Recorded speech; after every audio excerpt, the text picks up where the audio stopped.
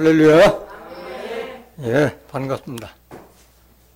로마서 12장 2절에 기록되어 있기를 너희는 이 세대를 본받지 말고 오직 마음을 새롭게 함으로 변화를 받아 하나님의 선하시고 기뻐하시고 온전하신 뜻이 무엇인지 분별하도록 하라고 기록되어 있습니다.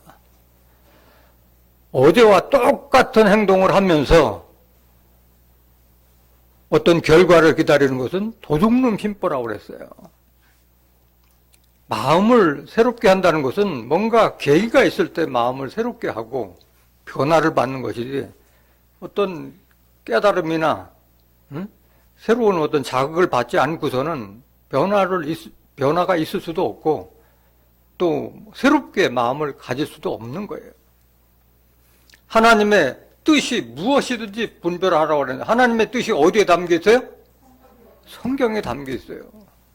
오늘도 증거되는 말씀을 통해서 하나님의 뜻과 섭리가 언제 어디서 어떻게 이루어지는지 깨닫는 복된 시간이 되시길 원합니다. 이 시간 허락하신 하나님 말씀은 고린도전서 15장 51절에서 54절까지입니다. 봉독해 드리겠습니다. 보라, 내가 너희에게 비밀을 말하노니 우리가 다 잠잘 것이 아니요 마지막 나팔에 순식간에 호련히 다 변화하리니 나팔 소리가 나매 죽은 자들이 썩지 아니할 것으로 다시 살고 우리도 변화하리라. 이 썩을 것이 불갑을 썩지 아니할 것을 입겠고 이 죽을 것이 죽지 아니함을 입으리로다. 이 썩을 것이 썩지 아니함을 입고 이 죽을 것이 죽지 아니함을 입을 때에는 사망이 이김에 삼킨 바 되리라고 기록된 말씀이 응하리라. 고린도전서 15장 51절에서 54절까지 봉독해 드렸습니다. 봉독해 드린 말씀을 통해서 부활과 영생의 비밀이라는 제목으로 말씀을 전가하도록 하겠습니다. 부활과 영생의 비밀. 성경에 기록된 최고의 비밀이 바로 부활과 영생. 또 성경에 기록된 최고의 축복은 부활과 영생인 줄 믿습니다. 그럼 이 부활과 영생의 섭리를 깨달아서 축복받기 위해서는 우리가 뭘 알아야 돼요? 성경을 알아야 돼요. 하나님의 뜻도 성경에 있고 구원의 섭리도 성경에 있고 부활과 영생의 섭리도 다 성경에 있는 줄 믿습니다. 성경을 알아야 돼요. 성경이 도대체 뭐냐? 디모데후서 3장 15절 보세요. 또 네가 어려서부터 성경을 알았나니 성경은 능히 너로 하여금 그리스도 예수 안에 있는 믿음으로 말미암아 구원에 이르는 지혜가 있게 하느니라고 기록되어 있어요. 여러분들이 구원을 받기 위해서는 반드시 성경을 알아야 하는 줄 믿습니다. 성경을 알아서 하나님과 그리스도를 깨달아서 믿음을 가졌을 때 구원에 이르는 그 지혜를 주신다고 말씀하신 거예요. 그래서 우리가 성경을 알지 않고 유전과 전통에 의해서 성경 확인하지 않고 구전에 의한 그런 믿음을 갖고 그런 신앙을 갖는다면 그것은 다 모래 위에 집을 짓는 거나 마찬가지예요. 때가 되면 다 허물어지고 다 허탄하고 남아 있는 것이 없는 거예요. 오로지 우리는 성경 말씀을 믿고 따라야 할 줄 믿습니다. 성경 말씀이 아니라면 하늘에서 내려온 천사라도 이 복음, 성경과 다른 말을 하면은 저주를 받을 것이라고 그랬어요. 갈라디아서 1장 8절 한번 보세요.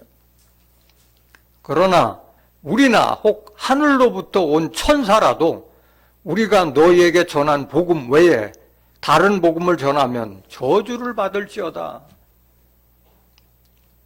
하나님께서 우리에게 예수님을 통해서 주셨던 이 복음, 성경 말씀에 다른 복음을 전하면 저주를 받을 것이라고 말씀하셨어요.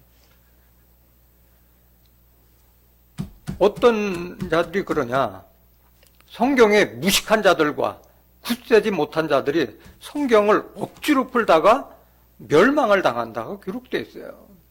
성경이 이렇게 자기가 연구해서 알 책이면 이건 성경이 아닌 거예요. 신학이 아닌 거예요. 신의 글이 아닌 거예요. 사람이 연구해서 푸는 학문이 아닌 거예요, 이거는. 베드로후서 3장 16절 한번 보세요. 또 그 모든 편지에도 이런 일에 관하여 말하였으되 그 중에 알기 어려운 것이 더러 있으니, 성경은 대부분이 그 로마서부터 시작해서 빌레몬서까지 사도 바울이 지었던 것은 다 편지 형태로 기록되어 있잖아요. 그런데 알기 어려운 것이 더러 있어요. 쉽지 않아요. 누가 깨우쳐 주지 않으면은, 영안을 떠주지 않으면은 이걸 백독, 천독해도 알 수 없는 걸로 기록되어 있어요. 왜? 피로 기록됐기 때문에 그런 거예요. 그 모든 편지에도 이런 일에 관하여 말하였으되 그 중에 알기 어려운 것이 더러 있으니 무식한 자들과, 어떤 자들? 성경에 무식한 자들과 굳세지 못한 자들이 다른 성경과 같이 그것도 억지로 풀다가 스스로 멸망에 이르느니라. 성경은 절대 억지로 풀어서는 안 되는 거예요. 성경은 비유로 기록되어 있고 짝으로 기록되기 때문에 짝으로 기록된 말씀을 통해서 실상을 깨달아 할 줄로 믿습니다.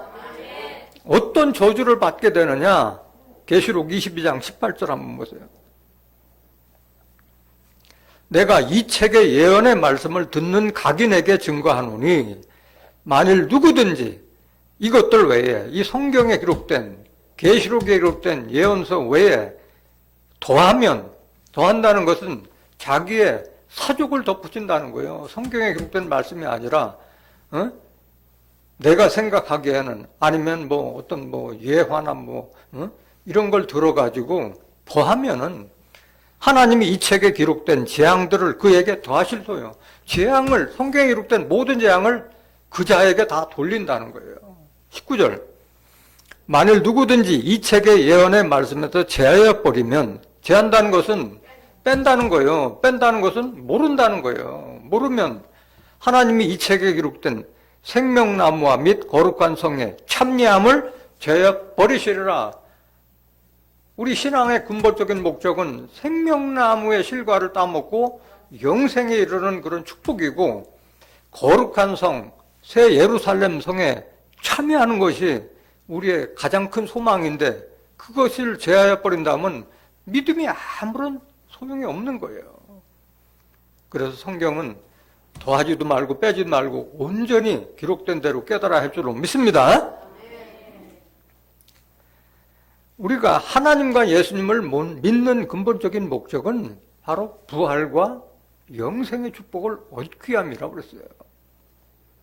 마태복음 7장 21절에도 기록되어 있기를 나더러 주여 주여 하는 자마다 다 천국에 들어갈 것이 아니요 다만 하늘에 계신 내 아버지의 뜻대로 행하는 자라야 들어가리라. 하나님의 뜻대로 행하는 자라야 들어가리라고 했는데, 오늘날 교회나 성당에 다니는 사람들인데 하나님의 뜻이 뭐냐고 물어보면 성경적으로 답을 하는 사람들이 없어요.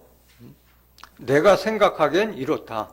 그저 열심히 기도하고 봉사하고 하면 천국에 들어갈 것이다. 이런 막연한 신앙을 가지고 있지, 성경에 하나님의 뜻은 이거다 하고 기록되는 것을 아는 자가 없다는 거예요. 다른 말로 말하면 성경을 제대로 보지 않고 믿고 있다는 거예요. 구전과 유전을 통해서만 믿고 있다는 거예요. 하나님의 뜻이 뭐냐? 요한복음 6장 40절 보세요. 내 아버지의 뜻은, 내 아버지 하나님의 뜻은 아들을 보고 믿는 자마다, 아들 예수 그리스도를 보고 믿는 자마다 영생을 얻는 이것이니 마지막 날에 내가 이를 다시 살리리라 하시니라. 하나님의 뜻은 아들을 보고 믿는 자에게 천국뿐만이 아니라 영생까지도 약속하고 있는 줄 믿습니다. 그런데 똑같은 영생인데 요한복음 3장 16절에는 믿는 자에게 영생을 이루어진다 했고, 요한복음 17장 3절에는 하나님과 예수 그리스도를 아는 자가 영생이라고 그랬어요. 그럼 믿는 것하고 아는 것하고는 뭐가 다르냐? 아는 만큼 믿는 거예요. 알지 못하고 그냥 그저 믿습니다. 이거는 맹종인 거예요, 맹종. 알지도 못하고는 믿을 수가 없는 거예요. 아는 만큼 믿는 줄 믿습니다. 그러니까 믿음이라고 하는 것은 성경을 깨달은 만큼 믿음이 있는 거예요. 더도 말고 아니에요. 성경 말씀을 창세기부터 계시록까지 그 섭리의 말씀을 깨달은 자가 믿음이 큰 자예요. 그냥 교회 열심히 오고 헌금 많이 내고 봉사 잘하고 이런 자도 물론 믿음이 크다고 볼 수 있지만은 그 믿음하고 아는 것하고는 믿음이 비교가 될 수 없는 거예요. 그래서 요한복음 17장 3절에 영생은 유일하신 참 하나님과 그의 보내신 자 예수 그리스도를 아는 것이라고 그랬는데, 하나님과 예수님을 알기 위해서는 어떻게 해야 되느냐? 바로 성경을 말씀을 알아야 되는 거예요. 요한복음 1장 1절에 보면 태초에 말씀이 계시나 이 말씀이 하나님과 함께 하셨으니 이 말씀은 곧 하나님께나, 말씀을 아는 것이 하나님을 아는 것이고 그것이 영생의 길이라는 거예요. 예수님도 마찬가지예요. 요한복음 5장 39절에 너희가 성경에서 영생을 얻고자 이 성경을 상고하거니와 이 성경은 내게 대하여 증거하는 것이로다. 성경 자체는 하나님을 증거하는 것이고 예수님을 증거하는 것인 줄 믿습니다. 그래서 성경을 아는 것이 바로 영생의 길이라는 것을 깨닫기를 원합니다. 예수님께서도 부활과 영생에 대해서 일찌감치 유대인들에게 증거를 했지만은 믿었어요? 안 믿었어요? 안 믿었어요. 그들은 안 믿었어요. 요한복음 11장 25절 보세요. 요한복음 11장 25절. 예수께서 가라사대 나는 부활이요 생명이니 나를 믿는 자는 죽어도 살겠고 무릇 살아서 나를 믿는 자는 영원히 죽지 아니하리니 이것을 내가 믿느냐라고 했는데 믿지 않아. 대부분의 그 유대인들은 믿지 않았고 특히 사두개파라고 하는 그들은 부활에 대해서 믿지 않았어요. 대부분의 유대인들은 영생에 대해서 믿지 않았고, 마찬가지 오늘날 하나님과 예수를 믿는 자들도 이렇게 네가 이것을 믿느냐고 했지만은 입으로는 아멘 하면서도 그거를 정확하게 믿는 자들은 드물다는 거예요. 왜 그러냐면은 이제까지 믿었던 자들이 다 예수님 외에는 부활한 사람도 없었고 또 영생한 사람을 한 번도 보지 못했기 때문에 입으로는 아멘 하지만은 정확하게 성경에 기록된 다른 말씀을 통해서 그걸 확신하고 믿는 자들은 극히 적다는 거예요. 누가복음 20장 27절 한번 보세요. 사두개파들은 믿지 않았어요. 부활이 없다 주장하는 사두개인 중 어떤 이들이 와서, 사두개인들은 부활이 없다고 믿지 않았던 거예요. 부활 자체를. 그리스도도 믿지 않았는데 부활을 믿겠어요, 그들이? 고린도전서 15장 12절 한번 보세요. 예수님뿐만이 아니라 예수님 이후에 사도 바울이 또 그들에게, 유대인들에게 많은 증거를 했지만은 그때도 그들이 부활에 대해서 믿지 않았어요. 부활을 믿지 않으려면은 그리스도를 믿는 목적이 없는 거예요. 부활이 없다면 우리의 믿음도, 우리의 전도하는 것도 다 헛수고라고 그랬어요. 헛수고. 가장 불쌍한 자라고 그랬어요. 부활이 없다면. 그리스도께서 죽은 자 가운데서 다시 살아나셨다 전파되었거늘 너희 중에서 어떤 이들은 어찌하여 죽은 자 가운데서 부활이 없다 하느냐. 특히 사두개파들이 안 믿었어요. 계속 보세요. 13절. 만일 죽은 자의 부활이 없으면 그리스도도 다시 살지 못하셨으리라. 부활이 없었다면 하나님이 예수님께서 예수님을 부활시키지 못했다는 거죠. 그리스도께서 만일 다시 살지 못하셨으면 우리의 전파하는 것도 뭐요? 헛것이요. 뭐 예수 믿으라 하는 거 다 헛것이라는 거야. 너의 믿음도 헛것이면 부활이 없다면은 믿음도 헛것이라는 거예요. 믿음 자체가. 15절. 또 우리가 하나님의 거짓 증인으로 발견되리니, 거짓 증인이 된다는 게 부활이 없다면은, 우리가 하나님이 그리스도를 다시 살리셨다고 증거하였음이라, 만일 죽은 자가 다시 사는 것이 없으면 하나님이 그리스도를 다시 살리시지 아니하셨으리라. 만일 죽은 자가 다시 사는 것이 없으면 그리스도도 다시 사신 것이 없었을 터이요. 그리스도께서 다시 사신 것이 없으면 너희의 믿음도 헛되고 너희가 여전히 죄 가운데 있을 것이요. 또한 그리스도 안에서 잠자는 자도 망하였으리니, 여기 잠잔다는 것은 다른 말로 뭐예요? 그리스도 안에서 죽은 자를 잠자는 자라고 그랬어요. 스데반이 죽을 때도 잠들었다고 비유했던 거예요. 19절, 만일 그리스도 안에서 우리의 바라는 것이 다만 이생뿐이면 모든 사람 가운데 우리가 더욱 불쌍한 자니라. 지금 이생, 우리가 살아있는 이생이고 죽으면 부활도 없고 아무것도 없다 하면은 믿는 자들이 가장 불쌍한 자라고 한 거예요. 왜? 시간 버리고 돈 버리고 해서 얻어지는 게 아무것도 없으니까 헛것이라는 거예요. 지금 이거는 누가 증거하고 있는 거예요? 사도 바울이 증거하고 있는 거예요. 사도 바울이. 유대인들에 대해서 사도 바울이 증거하고 있는 거예요.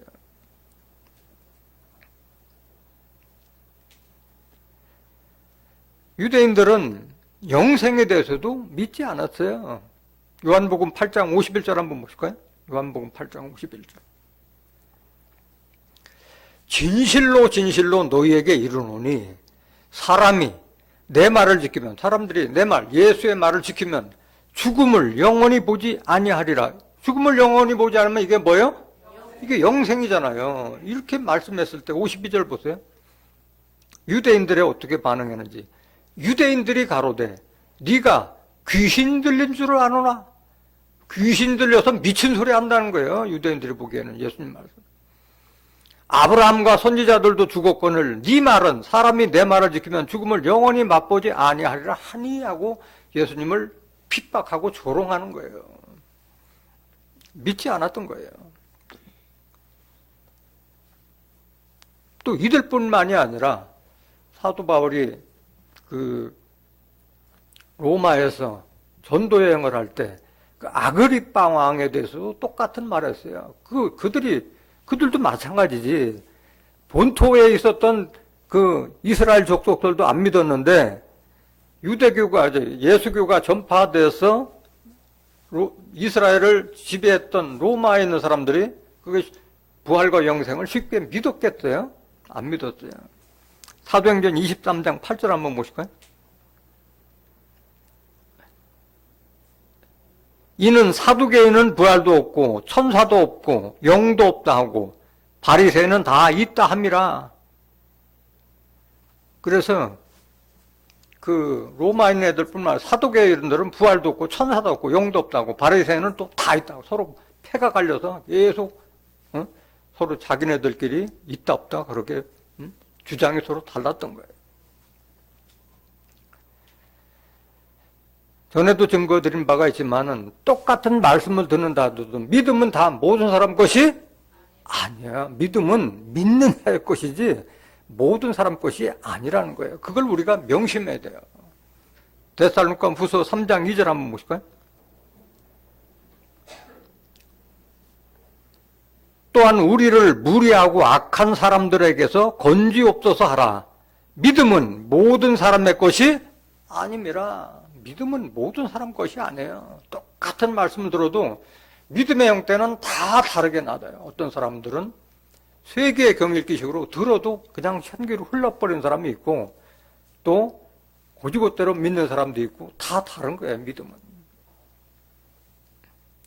그래서 믿음은 마음으로 믿어 의에 이르고 입으로 신하여 구원을 얻는다고 그랬어요. 그래도 믿는 자의 것이야, 구원은. 로마서 10장 9절 한번 보세요. 믿음에 대해서 잘 깨달아야 돼요. 믿음을 보면 많은 사람들은 그냥 교회 열심히 나오는 걸 그걸 믿음으로 보고 새벽기도 열심히 하고 봉사 잘하고 헌금 잘하면 그걸 믿음으로 보는데 그게 믿음이 아닌 거예요. 실질적인 믿음은 성경에 기록된 하나님의 뜻과 섭리를 깨달은 그것이 믿음인 거예요. 네가 만일 내 입으로 예수를 주로 시인하며 또 하나님께서 그를 죽은 자 가운데서 살리신 것을 내 마음에 믿으면 구원을 얻으리니. 이게 믿음인 거예요. 하나님께서 예수님을 죽은 자 가운데서 살리신 것을 네 마음에 믿으면 구원을 얻으리니. 그게 믿음의 경 이게 구원이라는 거예요. 10절. 사람이 마음으로 믿어 의에 이르고 입으로 시인하여 구원에 이르느니라. 마음으로 믿고 내 입으로 아멘 맞습니다 옳습니다 했을 때 구원에 이른다고 말씀하셨어요. 17절 한번 볼까요? 로마서 10장 17절. 그러므로 믿음은 들음에서 나며, 믿음이라는 것은 그리스도의 말씀, 성경 말씀을 들었을 때 하나님의 뜻과 섭리가 이렇게 이루어지는구나. 부활과 영생이 이렇게 이루어지는구나. 천국은 언제 어떻게 어디에서 이루어지며 누가 들어가는구나. 그걸 깨달았을 때, 그걸 믿었을 때 그게 믿음인 거예요. 그래서 그러므로 믿음은 들음에서 나며 들음은 그리스도의 말씀으로 말미암느라. 그 와서 말씀을 들었는데 그게 성경 말씀이 아니고 예화와 간증과 철학과 뭐 신문에서 조금 여기서 조금 해서 그걸 짧게 한 잡복음을 들어가지고서는 그게 믿음이 안 되는 거예요. 그게 믿음이.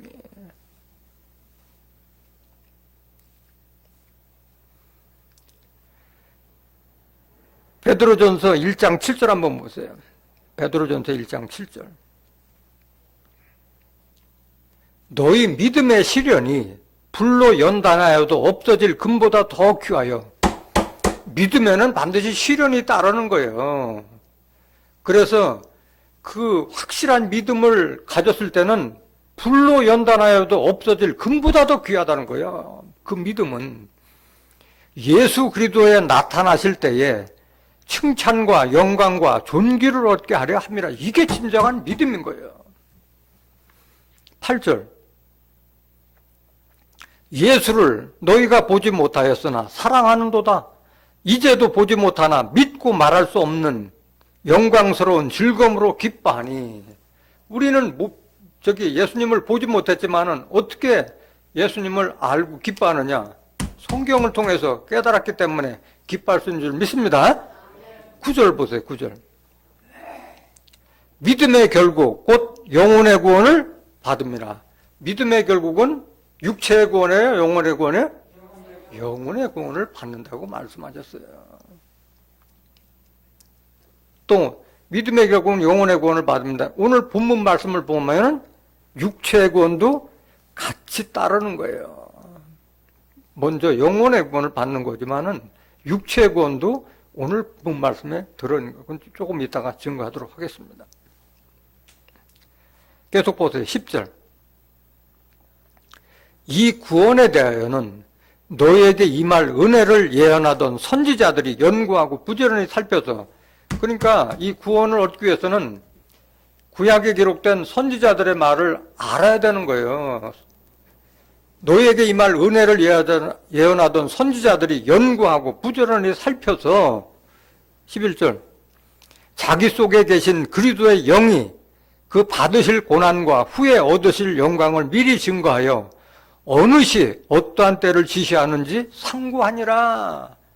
그래서 이 영혼 구원의 때는 언제고 육체의 구원이 언제 이루는지 어느 시 어떠한 때를 지시하는지 상고하니라. 그들이 다 알려줬는데 성경을 알아야만이 어느 시 어느 때 이런 것이 이루어진지를 알 수 있는 줄 믿습니다. 그냥 막연하게 구원 얻겠지 그것이 아닌 거예요. 성경을 알아야만이 어느 시 어떠한 때를 그들이 예언해 놨는지 알아야 된다는 말씀이에요. 계속 보세요. 12절. 이 섬긴 바가 자기를 위한 것이 아니요 너희를 위한 것임이 계시로 알게 되었으니 이것은 하늘로부터 보내신 성령을 힘입어 복음을 전하는 자들로 이제 너희에게 고한 것이요 천사들도 살펴보기를 원하는 것이니라. 계속 보세요. 그러므로 너희 마음의 허리를 동이고 근신하여 예수 그리스도에 나타나실 때에 너희에게 가져올 은혜를 온전히 바랄지어다. 이거를 여러분들이 성경을 통해서 깨달았을 때 그리스도께서 나타나실 때 우리에게 어떤 은혜를 주시는구나, 이걸 알 수 있다는 거예요.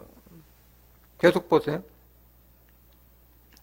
너희가 순종하는 자식처럼 이전 알지 못할 때에 쫓던 너희 사욕을 본삼지 말고 오직 너희를 부르신 거룩한 자처럼 너희도 모든 행실에 거룩한 자가 되라. 그 믿음은 우리가 그리스도 나타나실 때 하나님께서 우리에게 주실 축복이 뭔가를 깨달은 자들은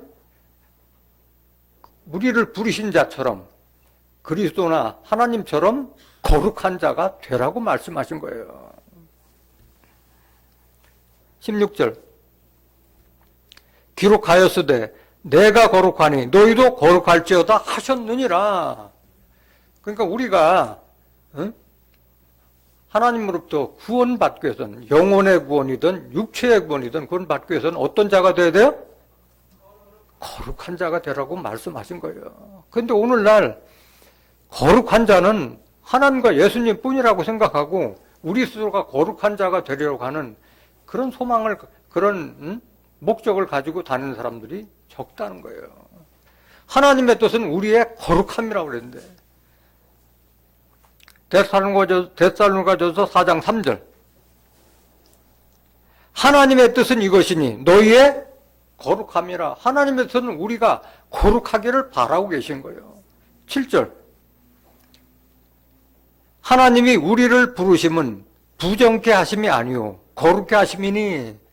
하나님께서 우리를 택해서 불러서 이런 귀한 말씀을 먼저 깨닫게 한 것은 우리로 하여금 거룩하게 되기 위해서 미리 알려주시는 거예요. 8절 그러므로 저버리는 자는, 거룩하라는 이 명령을 저버리는 자는 사람을 저버림이 아니요 이 말씀을 대언해주는 목사를 저버리는 것이 아니요 너희에게 그의 성령을 주신 하나님을 저버림이니라 말씀하신 거예요. 이것은 하나님의 명령인 줄 믿습니다. 우리가 거룩하게 되는 것은 하나님의 명령인 거예요. 우리가 거룩하게 되기 위해서는 어떻게 돼요? 말씀을 깨달아야지 거룩하게 되는 거예요. 요한복음 17장 17절에 저희를 진리로 거룩하게 없어서 아버지의 말씀은 진리다. 우리가 거룩하게 될 수 있는 것은 오직 하나님 말씀뿐인 줄 믿습니다. 이게 진정한 구원으로 가는 길인 거예요. 내가 거룩한 하나님께서 창조의 목적에 맞는 그런 모습으로 하나님의 형상을 닮아가는 것이 구원에 이르는 길이라는 것을 깨닫길 원합니다. 오늘날 일반 대부분의 교단에서 증거하는 구원관, 어떻게 구원받으라는데 구원관을 어떻게 증거하고 있느냐?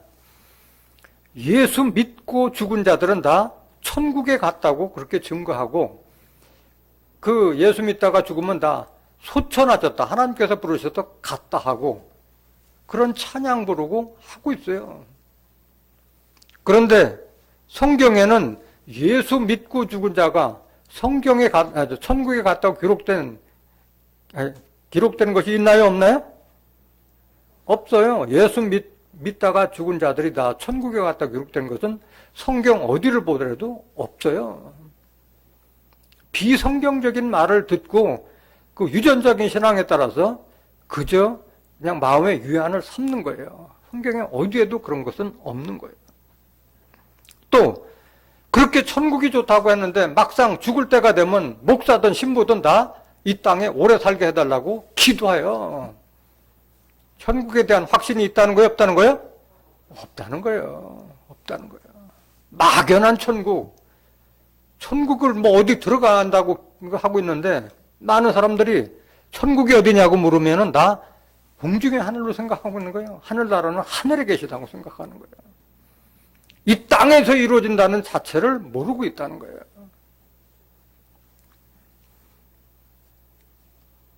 죽은 자들이 지금 어디가 있느냐? 성경에 정확하게 기록됐는데 성경을 보지 않으니까 믿고 죽은 자들은 다 천국에 가 있다고 하는데, 성경엔 그렇지 않아요. 죽은 자들이 어디에 있느냐? 다 무덤 속에서 하나님 아들의 음성을 들을 때가 온다고 예수님께서 기록되어 있는데 그 말을 싹 무시하고 있는 거예요. 요한복음 5장 25절 보세요.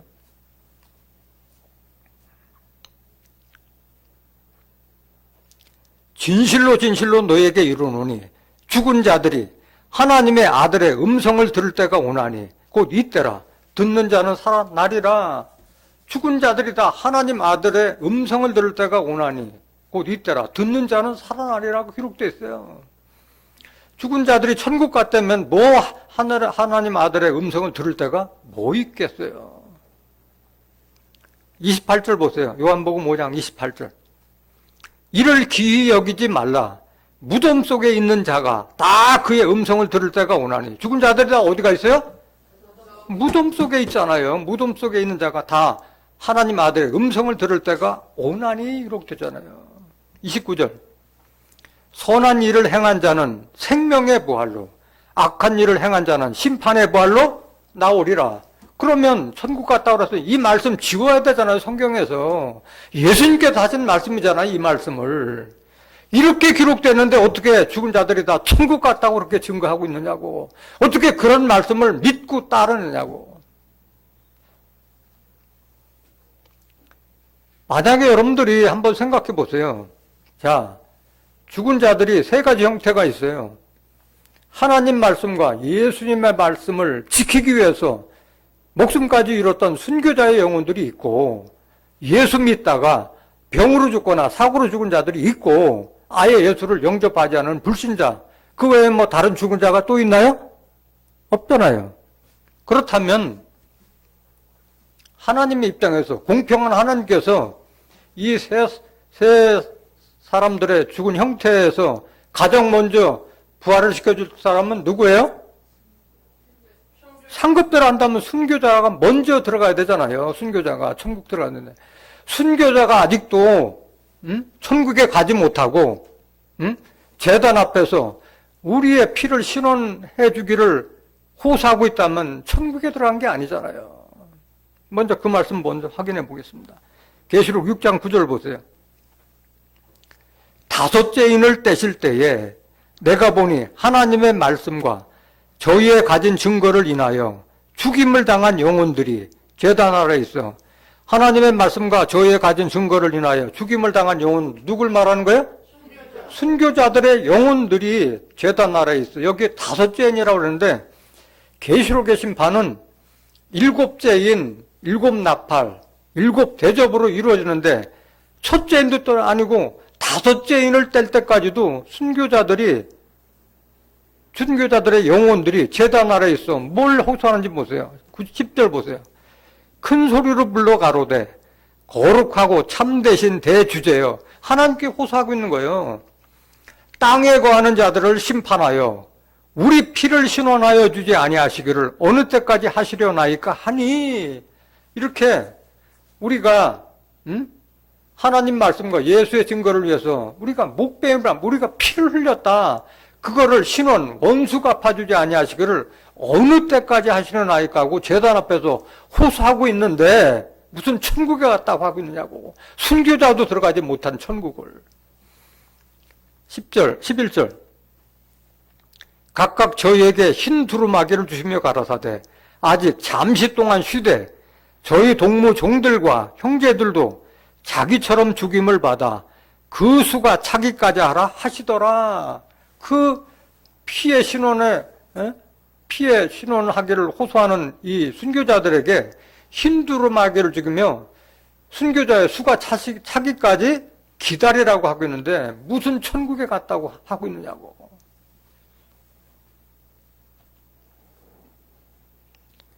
여기서 중요한 것은 순교자의 수가 차기까지 하라는 것은 중요한 말씀이에요. 하나님께서 원하시는 순교자의 수가 있다 없다? 있어요. 하나님께서 원하시는 순교자의 수가 있는 거예요. 그건 깊은 말씀이기 때문에 여기서 증거는 하지 않도록 하겠습니다. 그럼 어떤 사람들은 그 얘기예요. 우편 강도가 그날 낙원에 갔지 않았느냐, 성경에 기록되어 있지 않느냐, 이런 얘기하는 사람도 있어요. 누가복음 23장 43절 한번 보실까요? 예수께서 이르시되 내가 진실로 내게 이르노니 오늘 내가 나와 함께 낙원에 있으리라 하시니라. 이 말씀 가지고 그날 낙원에 갔지 않느냐 하는데 예수님 십자가 지신 후에 바로 낙원에 들어가셨어요? 어디 가셨어요? 무덤 속에 3일 동안 있었는데 어떻게 먼저 강도가 먼저 가느냐고. 나와 함께 낙원에 있으라 하는데 그럼 뭐를 오해하고 있는 거예요? 오늘이라는 말씀을 오해하고 있는 거예요. 오늘이라는 말씀을 알지 못했기 때문에 오늘 낙원에 있으려 해가지고 우편 강도가 낙원 갔다고 믿고 있는 거예요. 성경을 알지 못했기 때문에. 오늘이란 말은 뭐냐? 히브리서 4장 7절 한번 보세요. 오랜 후에 다윗의 글에 다시 어느 날을 정하여 오늘날이라고 미리 이같이 일렀으되 오늘날 너희가 그의 음성을 듣거든 너희 마음을 강팍하게 말라 하였나니. 오늘이라 하는 것은 어느 날 어느 날을 가리켜서 오늘이라고 했는데 그거를 오늘로 오해하였기 때문에 그날 낙원 갔다고 믿고 있는 거예요. 또 어떤 자들은 거지 나사로가 죽어서 아브라함 품에 안겼다고 해서 천국 가지 않느냐 이렇게 하는데 그것은 실상의 인물이 아니라 예수님께서 비유로 어떤 사람 거지 나사로를 비유해서 한 말인 줄 믿습니다. 누가복음 16장 22절에 그 말씀이 기록되어 있는 거예요. 천국은 하늘에서 이루어지는 것이 아니에요. 땅에서 이루어지는 거예요. 땅에서 이루어지고 우리가 재림 예수를 기다리고 있는데 우리가 예수님을 영접하는 것이 아니라 거꾸로 예수님이 우리를 영접하시는 걸로 돼 있어요. 요한복음 14장 1절 보세요. 요한복음 14장 1절. 너희는 마음에 근심하지 말라. 하나님을 믿으니도 나를 믿으라. 이건 언제 이 말씀하셨느냐 하면은 곧 유월절 만찬을 마치고 십자가 지시기 전에 제자들 앞에 유언과 같이 하신 말씀인 거예요. 내가 십자가 진다니까 제자들은 근심하고 있는 거예요. 근심하지 말라 말씀하신 거예요. 2절. 내 아버지 집에 거할 곳이 많도다. 그렇지 않으면 너에게 일렀으리라. 내가 너희를 위하여 초소를 예배하러 가노니. 예수님께서 뭘 준비하러 간다고? 초소라는 것은 장소를 말하는 거잖아요. 천국을 상징하고 있는 거예요. 너희를 위하여 초소를 예배하러 가노니. 3절. 가서 너희를 위하여 초소를 예비하면 내가 다시 와서. 예수님이 다시 오시면 어디로 오시는 거예요? 땅으로 오시는 거잖아요. 땅에서 가셨는데 땅으로 오는 거잖아요. 너희를 내게로 영접하여. 우리가 예수를 영접하여 예수님이 우리를 영접해요? 예수님이 우리를 영접하는 거예요. 땅에 있는 자가 아니라 하늘에 있는 자를 영접하는 거예요. 마태복음 24장 29절 30절에도 기록됐잖아요. 땅에 있는 자는 통곡하고 하늘에 있는 자를 하늘 이편에서 저편까지 하늘에 있는 자를 모은다고 기록됐잖아요. 너희를 내 영접하여 나 있는 곳에 너희도 있게 하리라. 거꾸로 오해하면 안 돼요. 예수님께서도 구원받을 만한 자들을 택해서 영접해서 한 몸을 이루는 것이지 우리가 예수님을 영접하는 것이 아닌 거예요. 선택권이 누구한테 있어요? 예수님한테 있어요. 예수님한테. 착각하면 안 돼요. 천국은 하늘에서 이루어지는 것이 아닌 거예요. 세상이 새롭게 바뀌는 걸 말하는 거예요. 마태복음 19장 28절 보세요. 예수께서 가라사대 내가 진실로 너에게 이르노니 세상이 새롭게 돼요. 세상이 어떻게 돼요? 세상이 새롭게 바뀌는 거예요. 인자가 자기 영광의 보좌에 앉을 때에 보좌 우편에 앉아 계신 예수님께서 하나님 보좌에 앉을 때에 나를 쫓는 너희도 12보좌에 앉아 이스라엘 12지파를 심판하리라. 이 예수님께서 하신 말씀이잖아요. 세상이 어떻게 바뀌느냐, 어떻게 새롭게 바뀌느냐. 마지막 나팔, 7대 나팔 불 때 세상 나라가 그리스도의 나라로 바뀌는 거예요. 계시록 11장 15절 보세요. 7째 천사가 나팔을 불매. 이게 7째 나팔 심판 때 말하고 있는 거예요. 하늘에 큰 음성들이 나서 가로되 세상 나라가 우리 주와 그 그리스도의 나라가 되어 그가 세세토록 왕노로 사시로다 하니. 세상 나라가 그리스도가 통치하는 그런 시대로 바뀌는 줄 믿습니다. 언제? 일곱째 천사가 나팔을 불 때, 일곱째 나팔 심판 때 이 일이 이루어진다는 거예요. 오늘 본문 말씀 보시겠습니다. 고린도전서 15장 51절. 보라, 내가 너희에게 비밀을 말하노니. 이거 사도 바울이 증거하고 있는 거예요. 부활과 영생에 대해서. 보라, 내가 너희에게 비밀을 말하노니. 비밀인데 다 알려주잖아요. 근데 영안을 뜬 사람은 이걸 깨닫는데, 이 성경에 기록해놔도 몇십 년을 교회를 다녀도 이 비밀을 깨닫지 못한 자들은 알지 못하고 있는 거예요. 보라, 내가 너에게 비밀을 말하노니 우리가 다 잠잘 것이요. 여기 잠잔다는 것은 육신의 잠이에요? 영적 잠이에요? 영적으로 잠자는 것을 말하고 있는 거예요. 영적으로 말씀 깨닫지 못해서 잠자지 말라는 거예요. 마지막 나팔에 몇째 나팔? 일곱째 나팔에 순식간에 호련이 다 변하려니. 이걸 깨달아야 돼요. 52절. 나팔 소리가 나매 죽은 자들이 썩지 아니할 것으로 다시 살고. 이게 뭐예요? 죽은 자들이 썩지 않고 다시 사는 것이 이게 뭐예요? 이게 부활이요. 죽은 자들은 부활이고 살아있는 우리는 뭐하리라?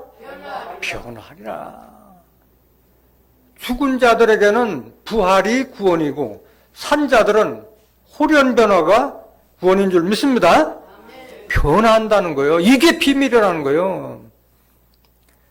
예수 믿으면서, 하나님 믿으면서 우리가 마지막 나팔 불 때 호련이 변화된다는 것을 아는 사람들이 얼마나 있어요. 알지 못하고 있어요. 군뱅이가 7년 땅속에 살다가 7년 만에 그게 부화가 돼가지고 매미로 바뀌잖아요. 군뱅이 속에서 매미를 우리가 발견할 수가 없잖아요. 그렇게 바뀐다는 거예요. 우리도 그런 모습을 한 번도 본 적이 없기 때문에 믿기가 어려운 거예요. 우리가 후련 변화된다는 것이 아무리 성경 말씀이라지만 그렇게 쉽게 믿을 수 있는 것이 아닌 거예요. 이것을 믿는 자가 그 축복을 받게 되는 겁니다. 계속 보세요. 53절. 이 썩을 것이 불갑을 썩지 아니할 것을 입겠고 이 죽을 것이 죽지 아니함을 입으리로다. 이게 호련변화요. 이 썩을 몸이 썩지 아니함을 것을 입겠고 이 죽을 몸이 죽지 아니함을 입으리로다. 54절. 이 썩을 것이 썩지 아니함을 입고 이 죽을 것이 죽지 아니함을 입을 때에는 사망이 이김에 삼킴받으리라고 기록된 말씀이 응하리라. 사망이 있는데 이김이 삼켜버리니까 사망이 있어요? 없어요? 없어지는 이런 때가 온다고 예언된 거예요. 이게 비밀 중에 비밀이고 축복 중에 가장 큰 축복인 줄 믿습니다. 죽은 자에게는 영혼이 부활하는 것이 구원이고 산 자는 호련변화돼서 영생의 몸으로 바뀌는 것이 산 자의 구원인 줄 믿습니다. 이게 언제 이루어지냐? 언제 이루어지느냐? 마지막 나팔 때라고 그랬어요. 계시록 10장 7절 보세요. 일곱째 천사가 소리내는 날, 일곱째 천사가 나팔 불 때, 그 나팔을 불게 될 때 하나님의 비밀이 그 종 선지자들에게 전하신 복음과 같이 이루리라. 고린도서 15장 51절 52절에 기록된 말씀이 그대로 여기에 기록되어 있는 거예요. 일곱째 나팔, 마지막 나팔 때 하나님의 비밀이 그 종 선지자들에게 전하신 복음과 같이 이루리라. 사도 바울이 증거하던 바와 같이 이루어진다는 거예요. 하나님께서는 자기의 비밀을 그 종 선지자들에게 보이지 않고는 결코 행하심이 없다고 그랬잖아요. 미리 이런 호련바가 있을 것을 다 사도 바울을 통해서 알려주신 거예요. 아모스 3장 7절 보세요. 주 여호와께서는 자기의 비밀을 그 종 선지자들에게 보이지 아니하시고는 결코 행하심이 없으리로다. 그 비밀을 다 알려줬는데 말씀을 깨닫지 못한 자들은 알 수가 없지. 우리가 호련 변화해서 새로운 사람으로 바뀐다는 걸 알 수가 없는 거예요.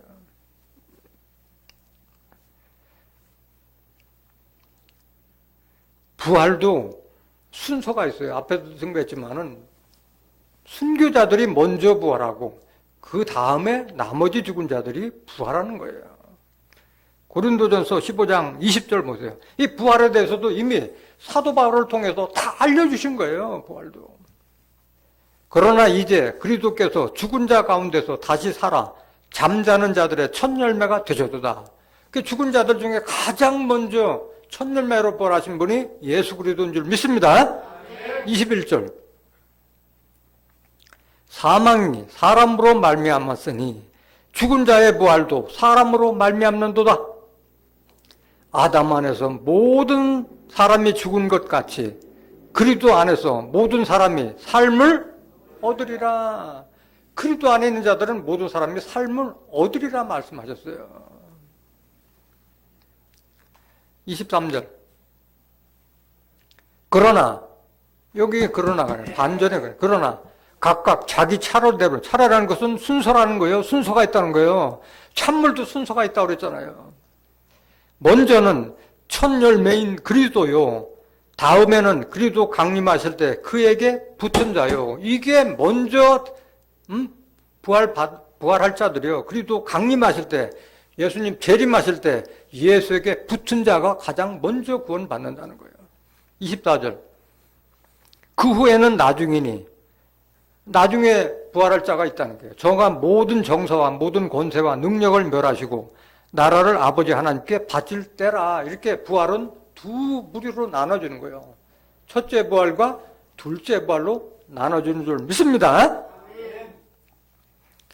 그러면 그 첫째 부활은 어떤 자가 들어가느냐? 계시록 20장 4절 한번 보세요.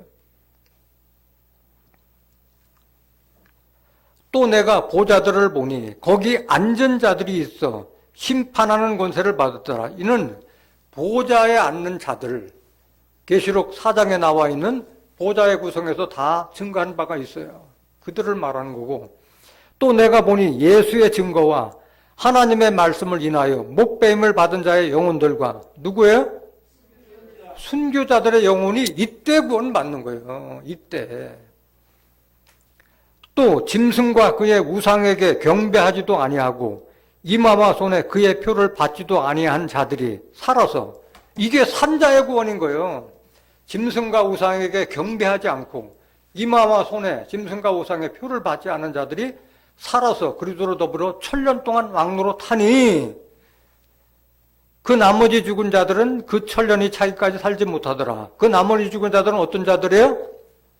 순교자의 영혼 외에 예수 믿고 죽은 자들과 불신자들은 그 1000년, 이 순교자의 영혼들과 살아서 주를 맞이한 자들이 누릴 1000년이 차기까지 살지 못하더라.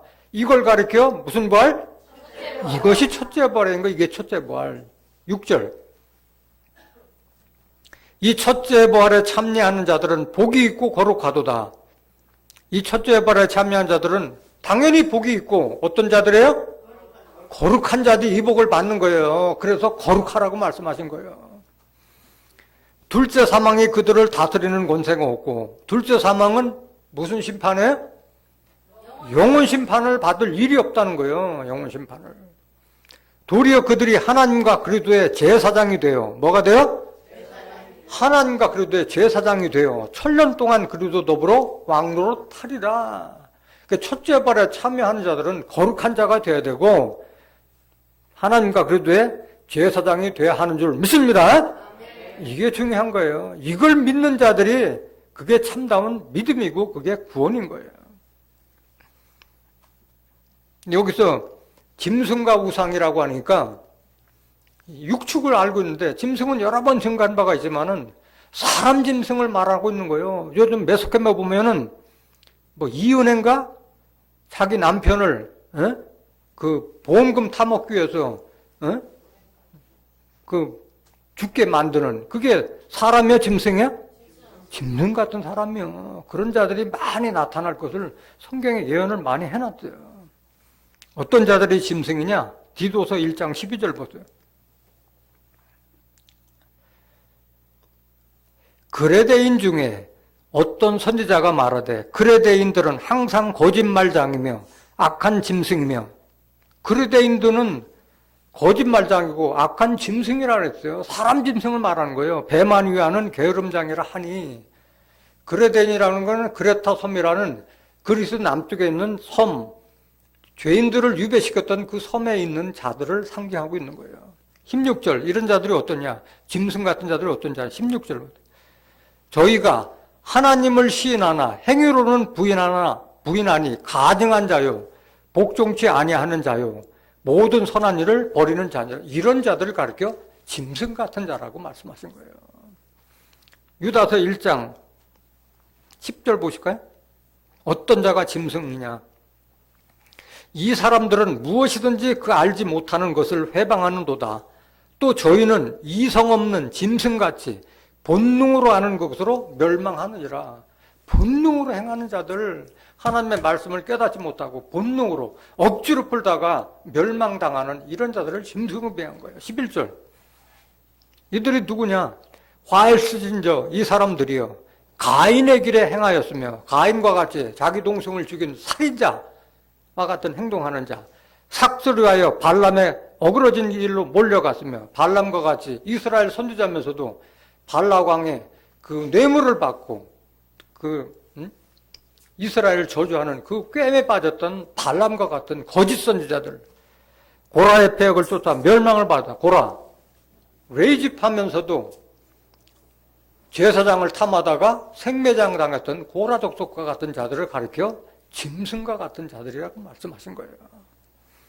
앞으로 나타날 짐승은 어떤 짐승이냐?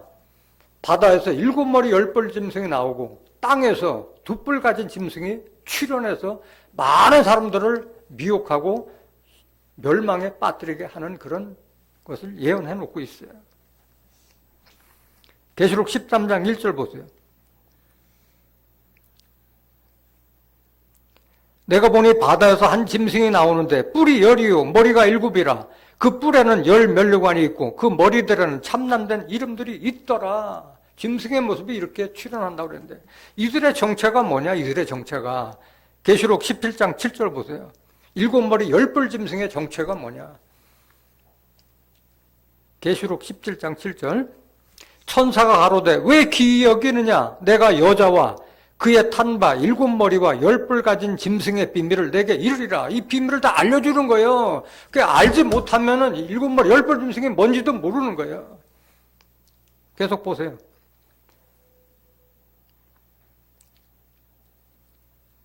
내가 본 짐승은 전에 있었다가 시방 없으나 장차 무적행부로부터 올라와 멸망으로 들어갈 자니, 땅에 거하는 자들로서 창세 이후로 생명책에 농맹되지 못한 자들이 이전에 있었다가 시방 없으나 장차 나올 짐승을 보고 기이 여기리라.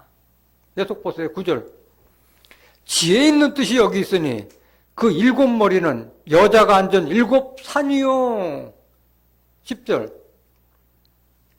7 왕이라 말씀하셨어요. 여자, 계시록 17장 1절부터 5절에 나오는 음녀, 바벨론이 알고 있는 7산, 7왕이라는 거예요. 산이라는 것은 종교나 교회를 가리킨다고 그랬잖아요. 에스겔서 6장 3절에 산들아 여호와의 말씀을 들을지어다 기록되어 있잖아요. 산이 어떻게 여호와의 말씀을 들어요? 하나님의 말씀을 듣는 그 집단을 가리켜 산으로 비한 거예요. 음녀가 깔고 앉은 7 종교단체를 가리켜 7머리라고 비유한 줄로 믿습니다. 10뿔은 뭐냐? 10뿔은 12절 보세요. 네가 보던 10뿔은 10왕이니 아직 나라를 얻지 못하였으나 다만 짐승으로 더불어 임금처럼 권세를 일시 동안 받으리라. 나라는 큰 단체는 없지만은 7머리와 같이 권세를 받은 우두머리를 가리켜 10뿔이라고 한 줄로 믿습니다. 사람 짐승을 말하고 있는 거예요. 사람 짐승을. 계시록 13장 11절 한번 보세요.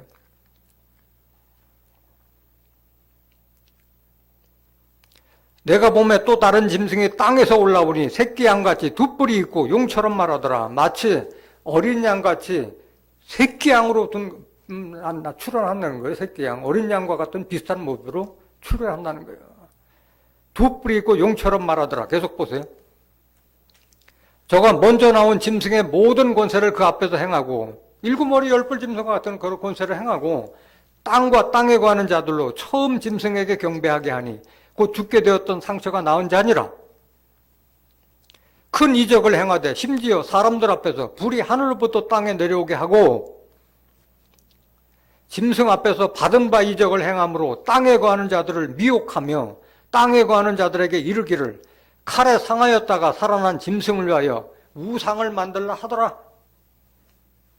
저가 권세를 받아 그 짐승의 우상에게 생기를 주어 그 짐승의 우상에게 말하게 하고 또 짐승의 우상에게 경배하지 아니하는 자는 몇이든지 다 죽이게 하더라.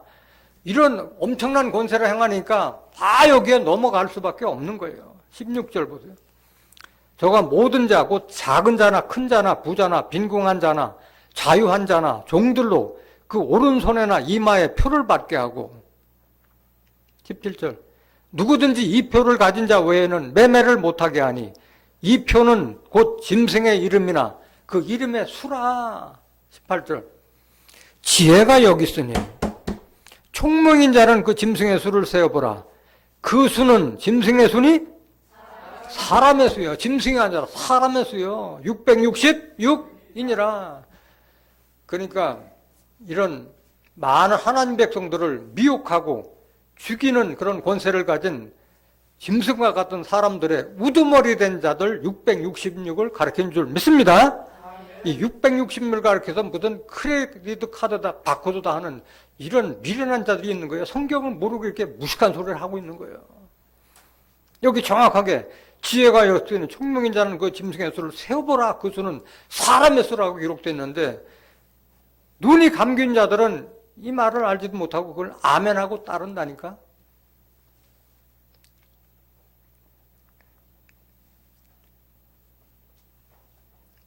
그 어떻게 사람들이 영생을 하느냐. 우상에 대해서는 더 이상 증거하지 않겠습니다. 우상은 여러 번 증거한 바가 있지만은 거짓 선지자들을 우상이라고 한 줄로 믿습니다. 하박국 2장 18절에 기록된 말씀과 같이 거짓 스승을 가리켜 우상이라고 말씀하셨어요. 말씀 없는 선지자를 가리켜 우상이라고 말씀하신 거예요. 어떻게 사람이 영생할 수 있는가? 고린도전서 15장 26절 보세요. 사망이 없어지기 때문에 사망이 이김에 삼킴받기 때문에 사망이 없어지는 거예요. 고린도전서 15장 26절. 맨 나중에 멸망받을 원수는 뭐다? 사망도 멸망받을 때가 오는 줄 믿습니다. 빌립보서 3장 21절 보세요.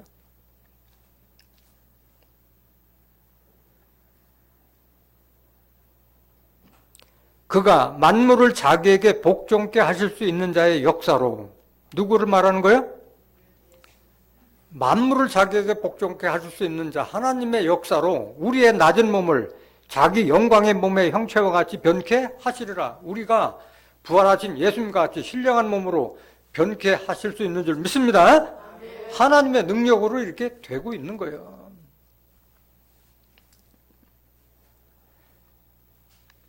이사야서 30장 26절 보세요. 이사야서 30장 26절. 여호와께서 그 백성의 상처를 싸매시며 그들의 맞은 자리를 고치시는 날에는 달빛은 햇빛 같겠고 햇빛은 7배가 되어 7날의 빛과 같으리라. 창조의 7날의 빛과 같은 그런 역사로 인해서 우리가 호련변화의 축복을 받게 되는 줄 믿습니다. 그렇기 때문에 기뻐서 송아지같이 뛴다고 말씀해요. 말라기서 4장 2절 보세요. 내 이름을 경외하는 너희에게는 의로운 해가 떠올라서 치료하는 광선을 발하니. 이거는 이사야서 30장 26절하고 같은 말이잖아요. 너희가 나가서 외양간에서 나온 송아지같이 뛰리라. 기쁘다는 거예요. 호련변화를 받게 되니까 기뻐서 날뛴다는 걸 이렇게 비유한 거예요. 욥기서 33장 25절 보실까요? 그런즉 그 살이 어린아이보다 연하여져서 소년 때를 회복할 것이요. 그러니까 호련변화가 되다 보니까 다 소년 때로 다 돌아간다는 거예요. 26절. 그는 하나님께 기도함으로 하나님이 은혜를 베푸사 그로 자기의 얼굴을 즐거이 보게 하시고 사람에게 그 의를 회복시키느니라. 그 쭈글쭈글했던 모습에 소년 때를 회복하니까 자기 얼굴을 즐거이 보는 그런 즐거움이 있는 거예요. 이미 선지자를 통해서 이렇게 다 예언하는 거예요. 후련변에 대한 비밀을. 사도 바울은 어떻게 증거했느냐? 우리가 어떻게 영생하는 거에 대한 지금 증거하고 있는 거예요. 로마서 8장 11절. 예수를 죽은 자 가운데서 살리신 이의 영이, 누구의 영이요? 하나님의 영이 너희 안에 거하시면, 그리고 예수를 죽은 자 가운데서 살리신 이 하나님께서 너희 안에 거하시는 그의 영, 하나님의 영으로 말미암아 너희 죽을 몸도 살리시라. 이게 영생인 거예요. 여러분들 영생 축복박에서는 여러분들 안에 무슨 영이 있어야 돼요? 그리스도의 영, 하나님의 영이 있어야 하는 줄 믿습니다. 하나님도 영으로 계시고 예수님도 영으로 계시잖아요. 주 합하는 자는 한 영이라. 고린도전서 6장 10절에 주와 합하는 자는 한 영이라고 말씀하신 거예요. 사도 요한은 어떻게 증거했느냐? 요한일서 5장 11절 보세요. 또 증거는 이것이니 하나님이 우리에게 영생을 주신 것과 이 생명이 그의 아들 안에 있는 그것이니라.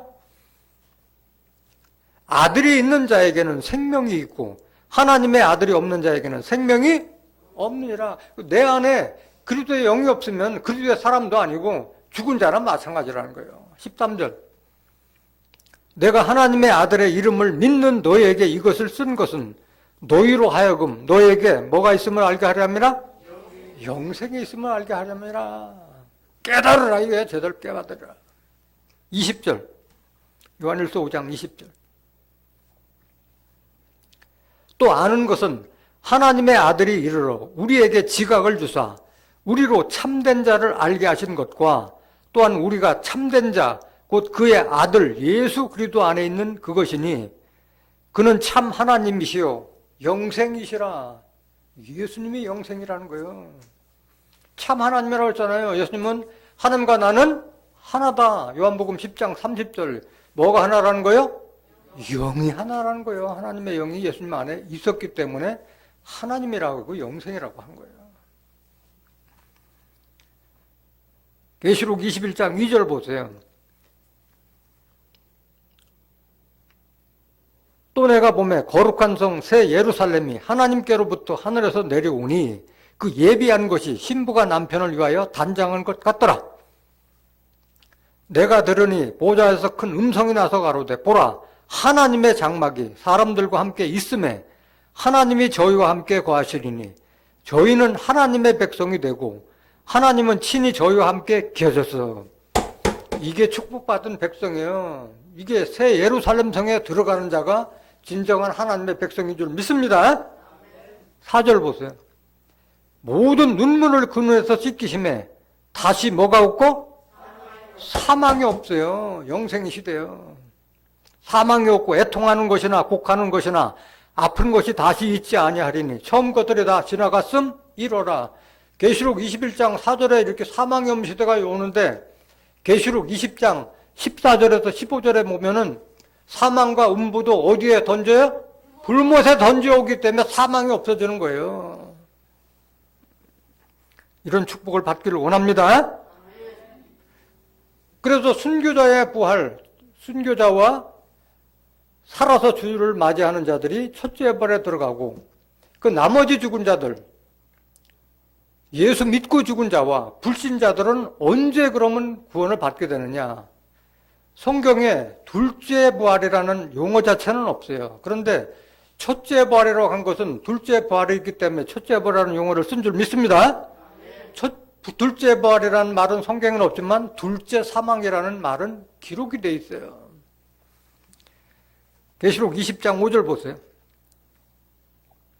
계시록 20장 5절. 그 나머지 죽은 자들은 그 천년이 자기까지 살지 못하더라. 그 나머지 죽은 자들은 뭐예요? 예수 믿고 죽은 자와 불신자들은 천년 왕국이 끝날 때까지는 살지 못한다고 그래요. 첫째 부활이 끝날 때까지는 그들의 영혼은 부활하지 못한다는 걸 말하고 있는 거예요.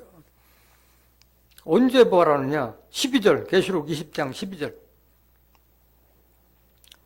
또 내가 보니 죽은 자들이 물론대소하고 그 보좌 앞에 섰는데 책들이 펴있고 또 다른 책이 펴졌으니 곧 생명책이라 죽은 자들이 자기 행위를 따라 책들에 기록된 대로 심판을 받으니 영혼이 다시 한번 심판받는 거예요. 영혼들이 요한복음 5장 28절에서 29절에 보면 무덤 속에 있는 자들이 다 하나님 아들의 음성을 들을 때가 오나니 선한 일을 행한 자는 생명의 부활로 악한 일을 행한 자는 심판의 부활로 나오리라. 그렇게 부활돼서 그 부활한 영혼들이 하나님 보좌 앞에서 책들에 기록된 대로 심판을 다시 한번 받는 거예요. 그걸 기록하고 있는 거예요. 13절. 바다가 그 가운데서 죽은 자들을 내어주고 또 사망과 음부도 그 가운데서 죽은 자들을 내어주매 각 사람이 자기의 행위대로 심판을 받고 심판에서 피할 자가 없는 거예요. 사망과 음부도 불못에 던지우니 이것은 둘째 사망 곧 불못이라. 이걸 가리켜 둘째 사망. 영혼들이 다시 한번 심판받는 걸 가리켜 둘째 사망으로 한 줄로 믿습니다. 15절. 누구든지 생명책에 기록되지 못한 자는 불못에 던지우리라. 중요한 것은 영혼 구원이든 육체의 구원이든 생명책에 기록된 자가 되어야 할 줄로 믿습니다. 생명책에 기록되지 못한 자들은 살은 자들은 다 짐승들에게 경배한다고 그랬어요. 계시록 13장 8절 보세요. 죽임을 당한 어린 양의 생명책에 창세 이후로 농명되지 못하고 이 땅에 사는 자들은 다 짐승에게 경배하리라. 짐승 심판 받을 때 같이 심판 받는 거예요. 생명책에 농명된 자가 되어야 할 줄로 믿습니다. 여러분들이 생명책에 농명되기 위해서는 어디에서 말씀 들어야 돼요? 시온과 예루살렘에서 말씀을 듣지 않으면은 이런 구원의 섭리도 알지도 못할 뿐만 아니라 생명책에 농명될 기회조차도 갖지 못하는 거예요. 이사야서 4장 3절 보세요. 시온에 남아있는 자, 예루살렘에 머물러 있는 자, 곧 예루살렘에 있어 생존한 자 중 농명된 모든 사람은 거룩하다 칭함을 얻으리니. 여기 있는 자가 하나님의 말씀을 듣고 거룩하게 바뀔 수 있고 첫째 부활에 참여할 수 있는 축복을 받을 수 있는 거예요. 시온과 예루살렘은 영으로 계신 하나님께서 임재하신 진리의 성물을 상징하고 있는 거예요. 스가랴서 8장 3절 보세요.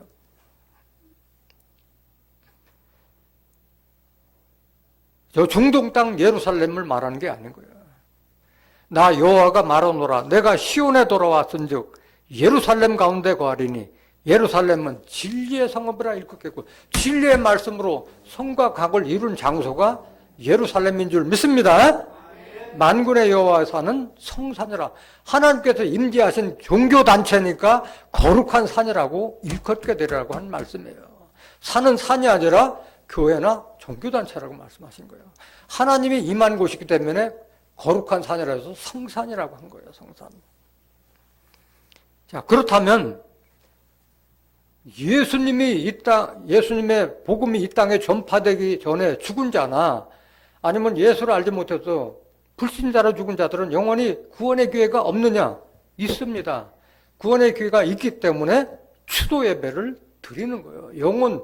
죽은 영혼에게도 복음이 전파된다고 기록되어 있어요. 베드로전서 4장 6절. 이를 위하여 죽은 자들에게도 복음이 전파되었으니 이는 육체로는 사람처럼 심판을 받으나 영으로는 하나님처럼 살게 하려 함이니라. 이미 육체는 썩어서 다시 되돌릴 수 없지만은 영은 하나님처럼 살 수 있는 기회가 있기 때문에 죽은 영혼들을 위해서라도 추도 예배를 통해서 전도를 하는 줄 믿습니다. 오늘 이 말씀을 깨달은 여러분들은 하나님과 그리스도의 제사장이 되어서 첫째 부활에 참여하는 거룩한 하나님의 자녀들이 되시기를 예수님의 이름으로 간절히 축원합니다. 말씀 마치겠습니다.